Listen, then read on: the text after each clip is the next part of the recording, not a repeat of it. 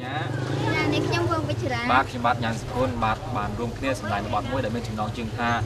អ្នកបើកត្រាក់ទ័រខ្វះស្នេហ៍បាទហើយនៅក្នុងបទនេះដែរគឺយើងសម្ដែងមានច្រើនកន្លែងណាស់ដូចជានៅភ្នំបាណន់ក៏ដូចជាចំការ